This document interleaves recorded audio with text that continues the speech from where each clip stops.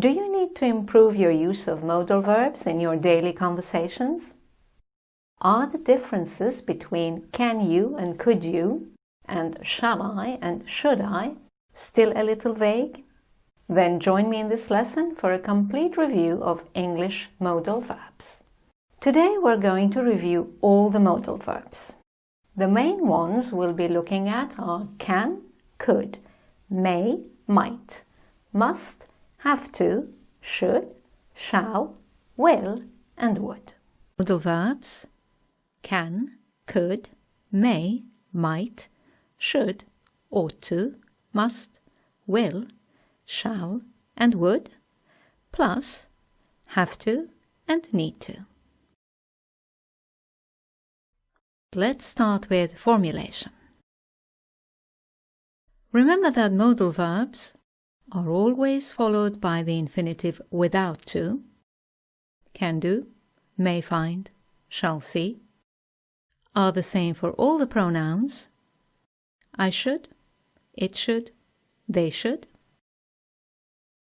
take direct negative and question forms, we can't, can we, and never combine with another modal verb. She will may does not work. A note about have to and need to. Have to and need to are not modal verbs. They are ordinary verbs that are also always followed by the infinitive without to, have to do, need to be, but are not the same for all the pronouns. So I, you, we, they have or need to, but he, she, it has or needs to. They take auxiliaries. For example, I don't have to. Does she need to? And finally, they can combine with modal verbs. She will have to. We may need to.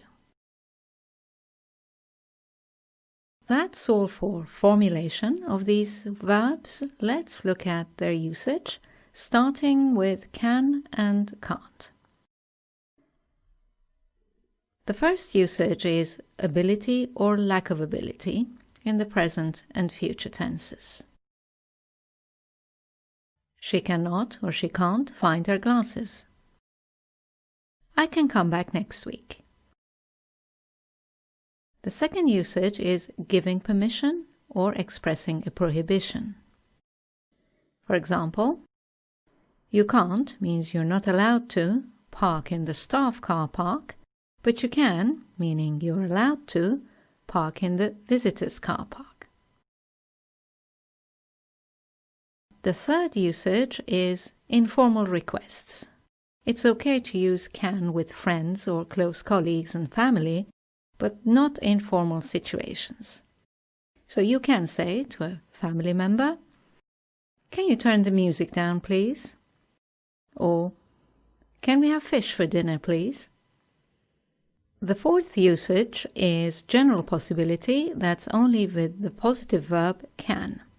For example, interest rate can go up or down. And the fifth usage is a negative deduction with can't. This is something that cannot be true.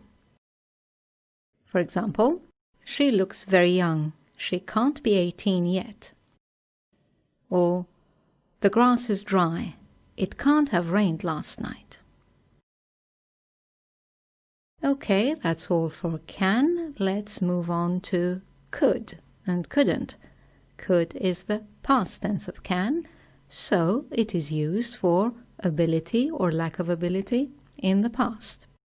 For example, she couldn't, could not, find her glasses last night.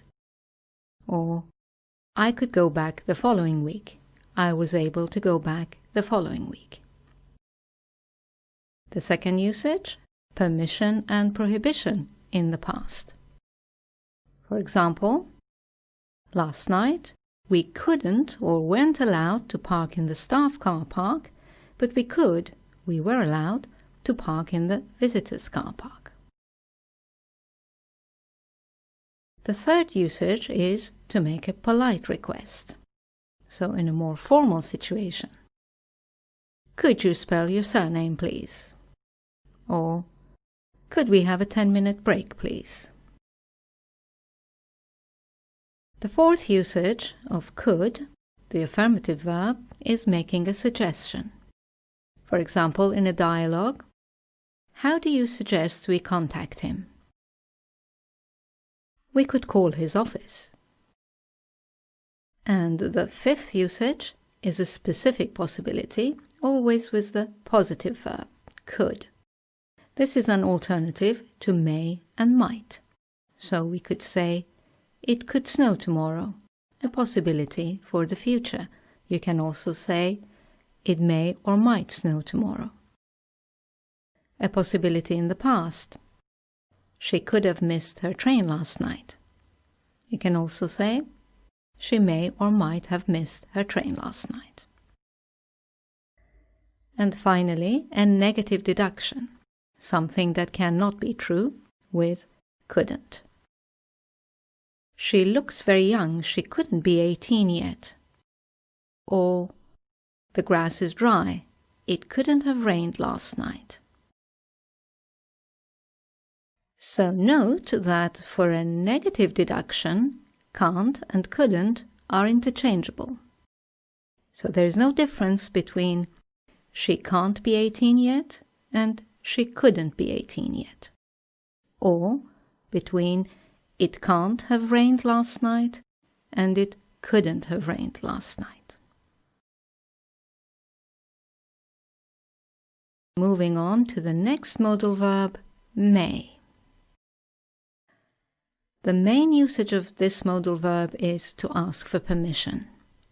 For example, may we park in the staff car park? Or, may I borrow your car?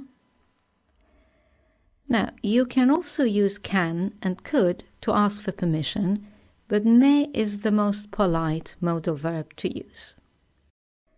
You can also use may to give or refuse permission, but you will sound more authoritative.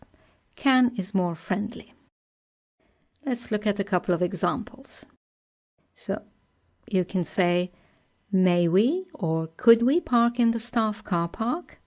This is polite. The answer, no, you can't, but you can park in the visitors' car park.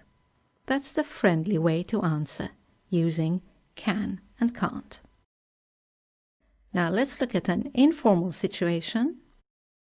Can I borrow your car, Mum? This is informal, son to mother.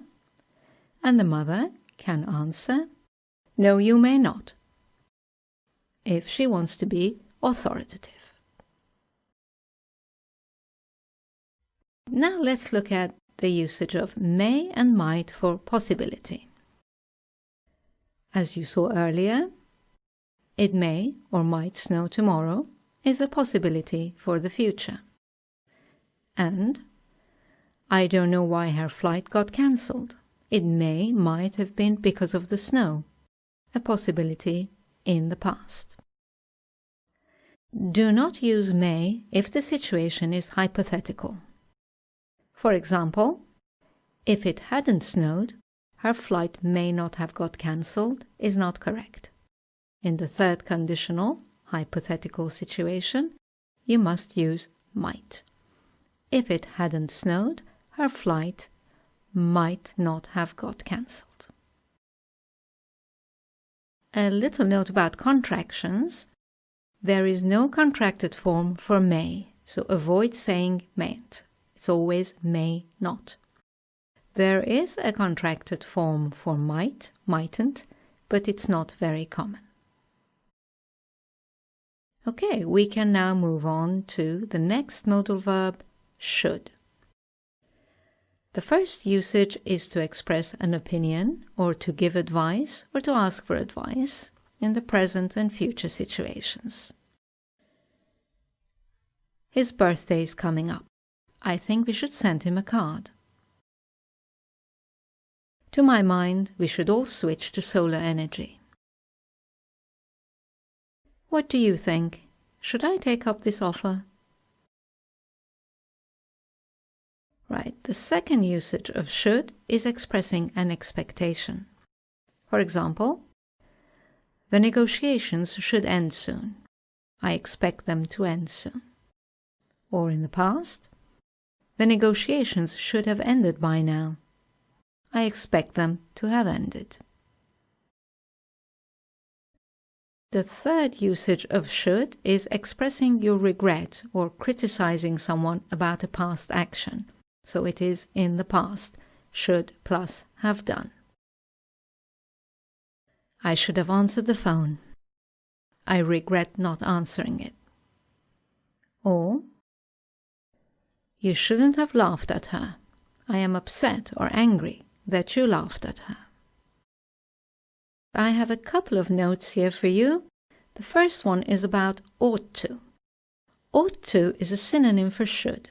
It sounds more formal than should and is less common, particularly in the question form.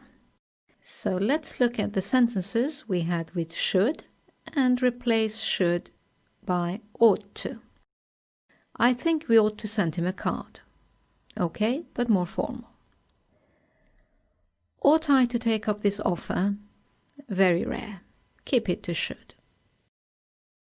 The negotiations ought to end soon. Okay, and formal. You oughtn't to have laughed at her. Very formal. Next note is about should in conditional 1. You can use should in first conditional sentences for two things.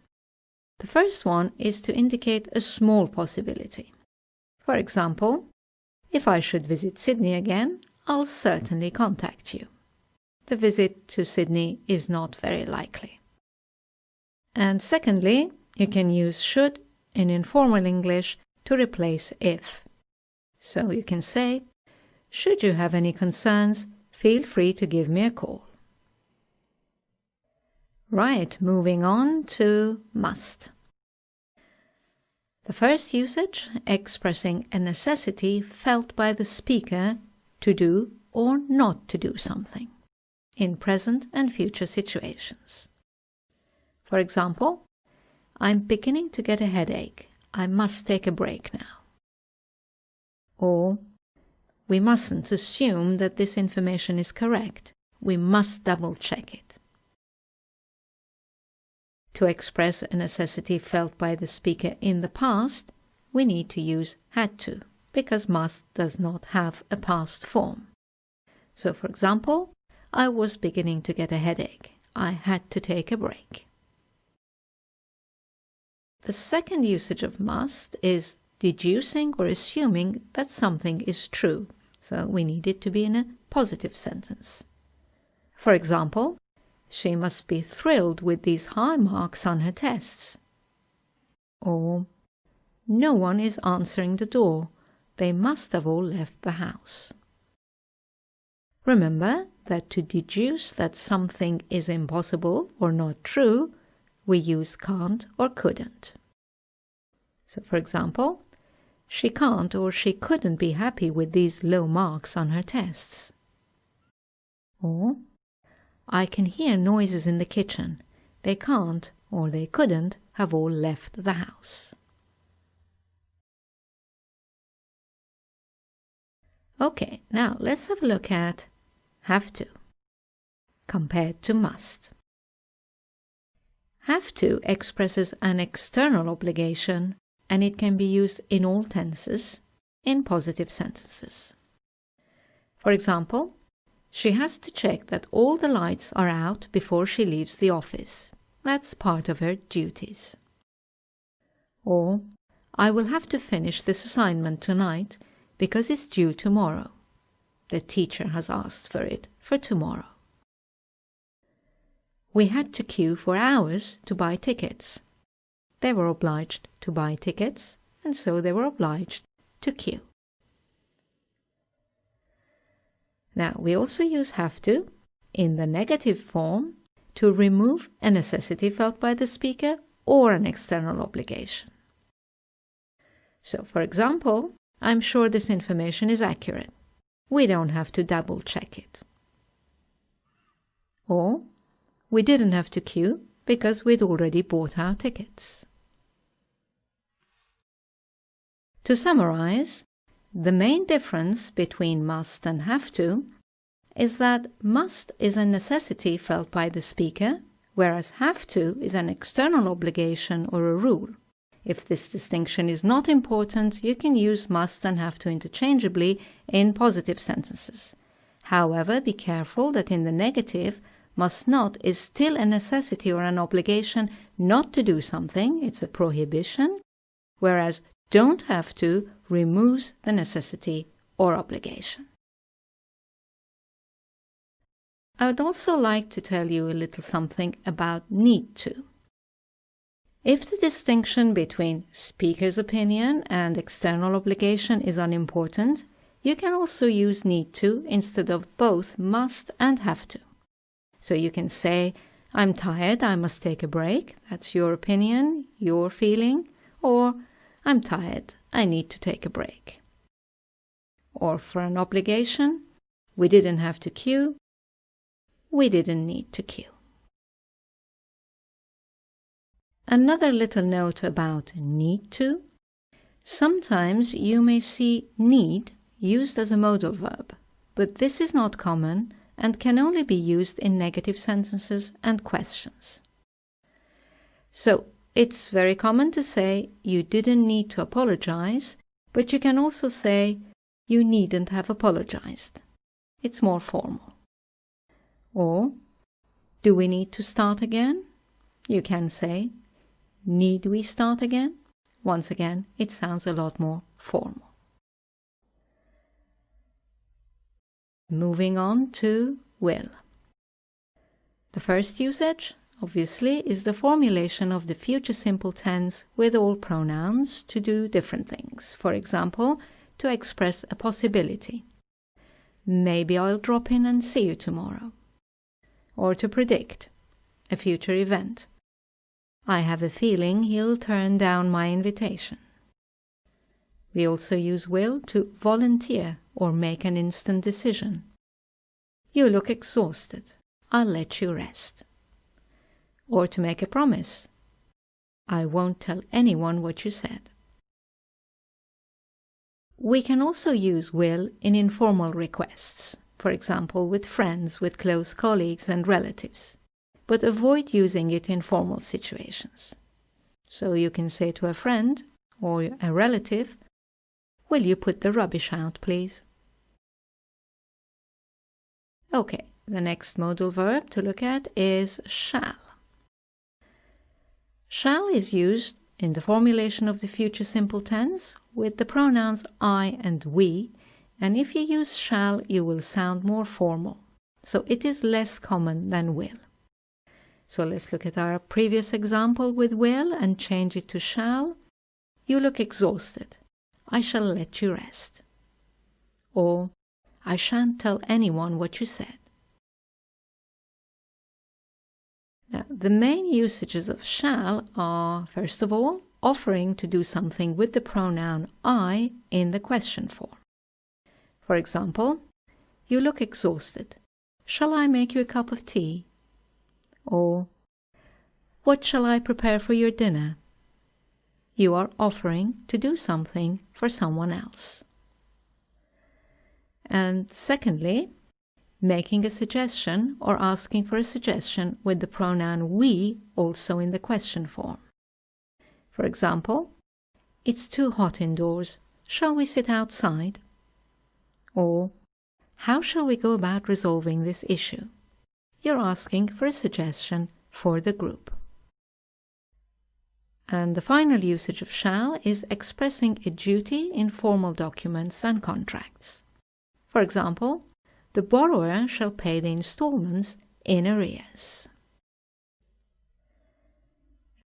That brings us to our last modal verb, which is would. The first usage is a habitual action in the past. It's similar to used to.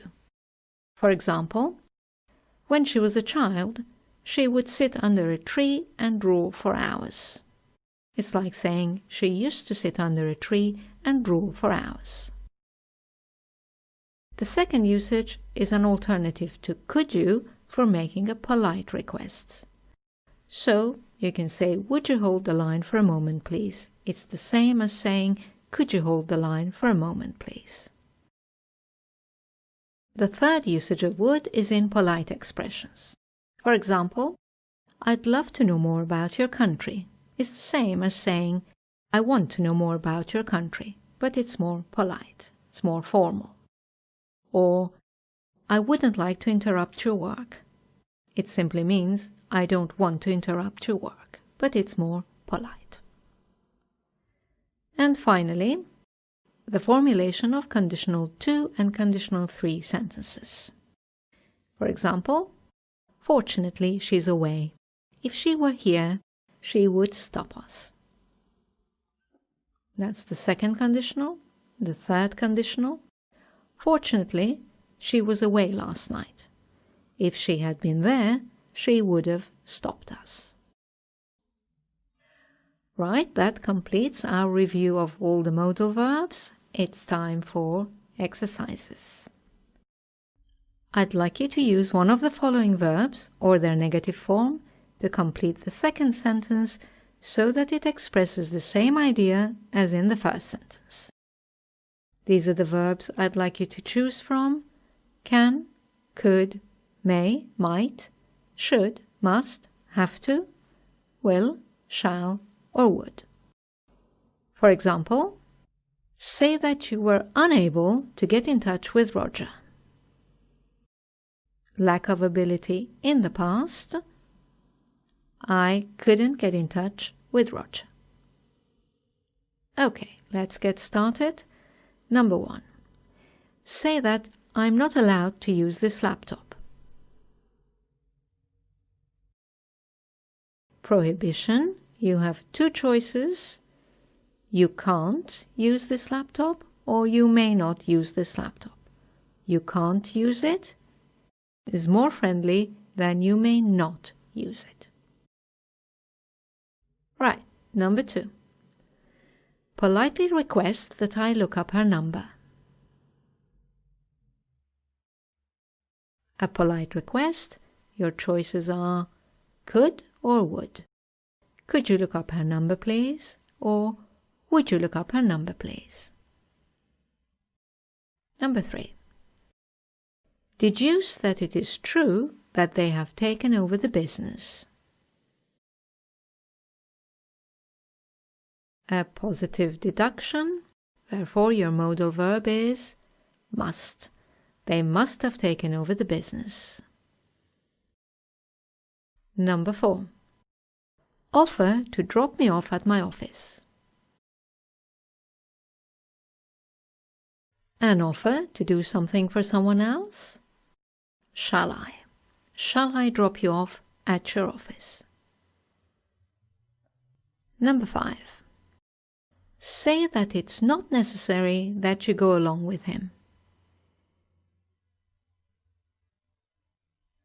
Removing a necessity in the present: I don't have to go along with him.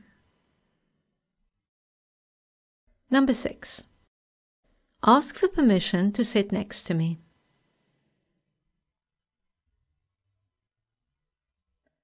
Asking for permission, the best modal is may. May I sit next to you? Could I sit next to you works as well. It's still polite. And if you want to be informal, can I sit next to you?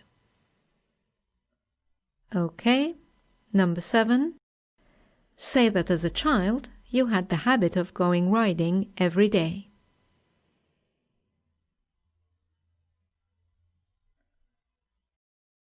Habit in the past, similar to used to. As a child, I would go riding every day. Number 8. Volunteer to bake a cake.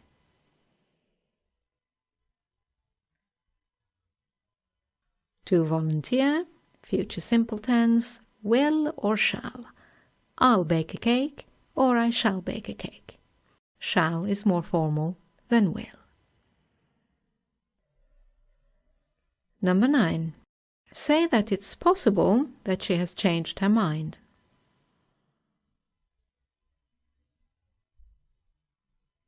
a possibility in the past, 3 potential modal verbs: she may have changed her mind, she might have changed her mind, or she could have changed her mind. Number 10. Ask for my advice whether to take up yoga.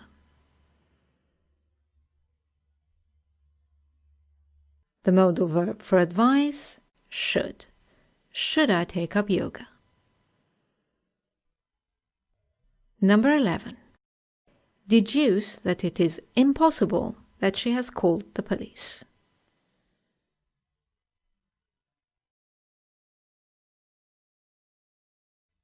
And negative deduction, your modal verbs are can't and couldn't. She can't have called the police, or she couldn't have called the police. Number 12. Say that it's necessary that you do not lose your temper.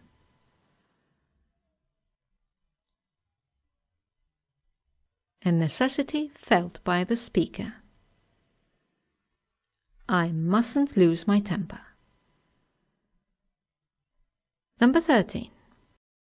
Say that it was an obligation to switch off your mobile phones.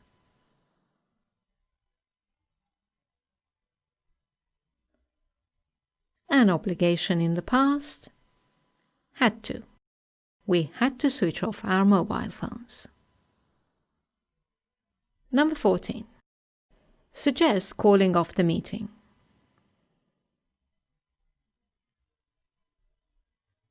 A suggestion for the group: shall we call off the meeting? Or we could call off the meeting. And finally, 15. Politely state that you recommend a different course of action.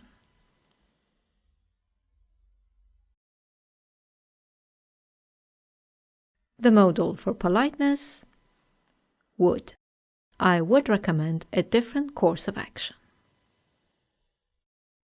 Right, that's the end of this lesson. I hope you enjoyed it.